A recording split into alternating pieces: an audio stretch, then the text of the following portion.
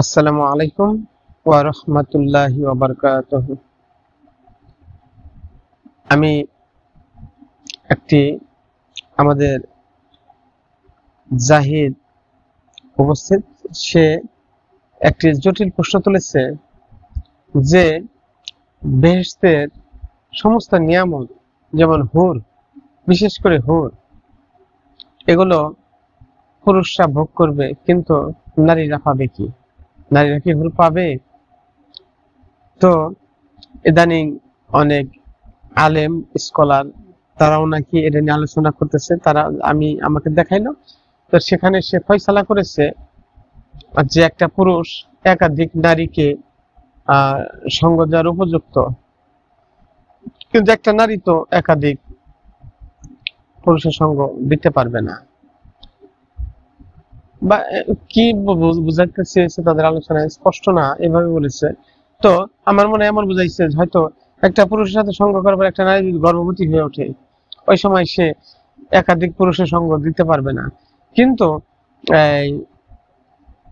একটা পুরুষ তো একাধিক নারীকে, অনেক নারীকে সে গর্ভবতী বানাতে পারবে। এই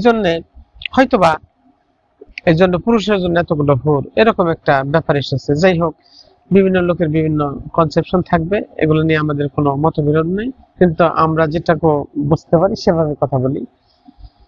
আসলে আমাদের সর্বপ্রথম আমাদের আগে বুঝতে হবে যে নারী কি, পুরুষ কি। আর স্বর্গীয় যে জগৎটা, সেটা শুনলে বা দেখলে বা আলোচনা শুনলে মনে হবে যে একটা পুরুষের জন্য রূপকায়িত করা হয়েছে। বিষয়টা কি?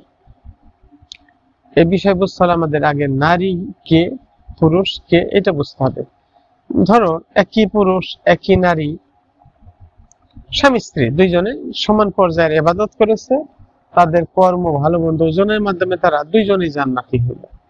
এখন একটা জান্নাতে যাওয়ার পরে কেমন যেন লাগে শুনতে। তো যাওয়ার পরে ৭২টা হুর দেওয়া হইলো একটা পুরুষকে, আবার তার সাথে তার এরকম এগুলোকে নিয়ে কিন্তু আমাদের কথিত নাস্তিক যারা, তারা প্রশ্ন তোলে যে ৭২টা হুর দেওয়া হইলো, তারপরে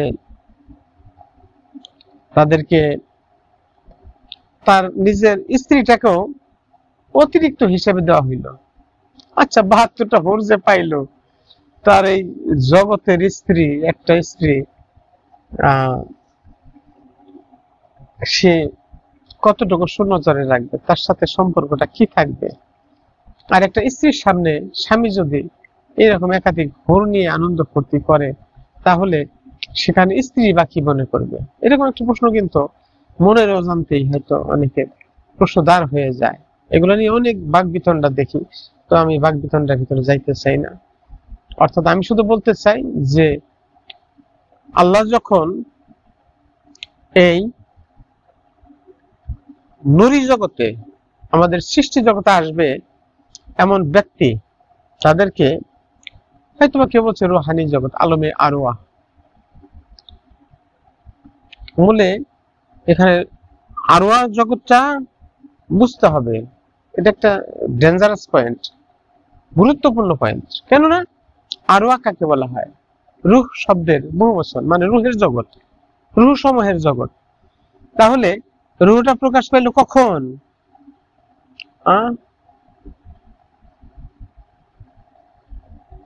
কলির রুহু মিন আমরে রব্বি, মানে রবের আমর যখন কার্যকর হলো, আদেশ যখন কার্যকর হলো, সেটা রবের আদেশটা যে আসলো, এটা কোথা থেকে আসলো? আল্লাহ যখন তার রব রূপী পরিচয় দিল, এটা বুঝতে হবে। আল্লাহ যখন তার রব রূপী পরিচয় দিল, এই রব রূপী পরিচয়টা কোথা থেকে দিল? এই জন্য আল্লাহ নূরি জগতের বিষয়বস্তুকে বুঝতে হবে। নূর না থাকলে সেখানে রূহ প্রকাশ হতে পারবে না। এই জন্য আসলে নূর আল্লাহর জাতি সত্তা থেকে জাগত। আল্লাহ বলছে কুনতু কানজান মুখফিয়ান ফাহাবাবতু আন ওরাফা না খালাকতুল খালাকাল আরাফা। এই গুপ্ত ধনভাণ্ডার, গুপ্ত জগতে সে গোপন ছিল, নিজেকে প্রকাশিত করার ইচ্ছা বিশ্ববাগান সৃষ্টি করলো। তাহলে নুরি জগতে, এই নুরি জগতের মধ্যে আমরা যে এই চেতনা মণ্ডিত মানুষ, এই নূর, আল্লাহ বলছে আল্লাহু নূরুস সামাওয়াতি ওয়াল আরদ, আকাশ এবং জমিন পরিব্যাপ্ত আল্লাহর নূর, আল্লাহর চেতনা আমার মধ্যে তোমার মধ্যে যে নূর, এখন বুঝতে হবে এইটা নূর কি, কোন নারী পুরুষ এখানে বিষয়বস্তু আছে কিনা, এটা প্রশ্ন রেখে গেলাম। আবার এখান থেকে যে রূহ প্রকাশ হইল, এই যে রূহের পর্যায়ে যারা মানে না, তাদের সাথে আলোচনাই চলে না।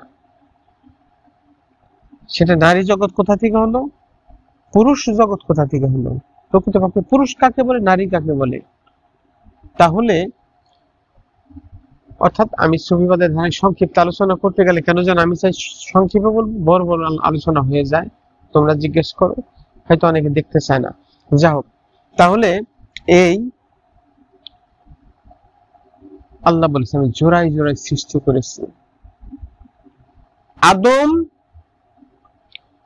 আদমের থেকেই আদমের সঙ্গিনী, খুব খেয়াল করো, আদম থেকে আদমের সঙ্গিনীকে সৃষ্টি করা হয়েছে। আল্লাহ বলছে আমি সবকিছু জোড়ায় জোড়ায় সৃষ্টি করেছি, অর্থাৎ জাত থেকে সিফাতকে সৃষ্টি করা হয়েছে।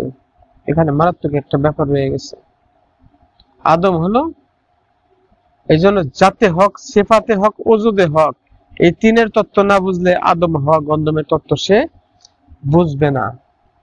এখন আমার মন অবিরত চঞ্চল অস্থির, আমি প্রভুর ইবাদতে বসে আমার ধ্যান জগতে আসে দুনিয়ার গরু বাছুর মেয়ে লোক নানান কিছু। ওয়ালি কলন্দর রহমতুল্লাহ আলাইহি বলেছেন, বা জবানে তসবি দিল কাউখার, ই সুনি তসবি তুনে হোগি কিয়া সর। তোমার জবানে তসবি আর দিলের মধ্যে গোশালা, নানান রকমের পশু পাখির চিত্র, হে ওয়ালি এইরকম তসবি জপাই তোমায় কোনো কাজ হবে না। তার মানে কি, অর্থাৎ এই যে আমার অন্তর্জগতে নানান রকম চিত্র উদয় বিলয় হচ্ছে, আসলে দেখতে আমি একটা পুরুষ জগতের মানুষ হলে আমি নারী জগতের মানুষ। এই নারী জগতে অবস্থান কালে এই বহু মূর্তির ইবাদত অর্থাৎ শিরক করা কালে একমাত্র আল্লাহর ওয়াহিদ, একমাত্র ওয়াহিদ আল্লাহর একমাত্র প্রভুর পরিচয়। এটা কার কাছে? উচ্চ পর্যায়ের গুরুর কাছে, যে আদমের কাছে যে এই পদ্ধতি শিখতে হবে। অর্থাৎ এক আল্লাহর ইবাদতের মধ্যে যতক্ষণ মগ্ন না হওয়া যাবে, সালাত দায়েমি, সালাত সার্বক্ষণিক ভাবে সালাতকে প্রতিষ্ঠিত করা না যাবে, আকিমুস সালাত নিজের অঙ্গ প্রত্যঙ্গ সালাত দ্বারা পরিচালিত না করা হবে, ততক্ষণ পর্যন্ত কেউ পুরুষের দরজা লাভ করতে পারে না। এই জন্য বলছে লা ইলাহা, এই ইলাহা নারী জগতের কোন উপাস্য গ্রহণযোগ্য না, ইল্লাল্লাহু, অর্থাৎ এখানে পুরুষ বাচক শব্দ আল্লাহ নিজে, অর্থাৎ এই বস্তুবাদ বিস্তৃত মিশ্রণ মুক্ত এক যে অনাদি অনন্ত এমন এক সত্তা, নুরি সত্তা, জ্যোতির্ময় সত্তা, যার অবস্থান থাকার কারণে আল্লাহ বলছেন আলা কুল্লে শাইইম মুহিত, আলা কুল্লে শাইইম মুহিত, অর্থাৎ সবকিছুর উপরে তিনি কি হয়েছেন, সবকিছুকে তিনি ঘিরে রেখেছেন, সবকিছুকে তিনি পরিবেষ্টন করে রেখেছেন। এটিকে আমরা বুঝতেছি? এই জায়গা আমাদের তেমন কোনো জ্ঞান নাই। যদি জানতাম তাহলে নারীকে পুরুষকে বুঝতে পারতাম। নারীদের জন্য বেহেশত রাজ্য কেন রূপকায়িত করবে? এটা তো করছে পুরুষের জন্য। কেন করছে?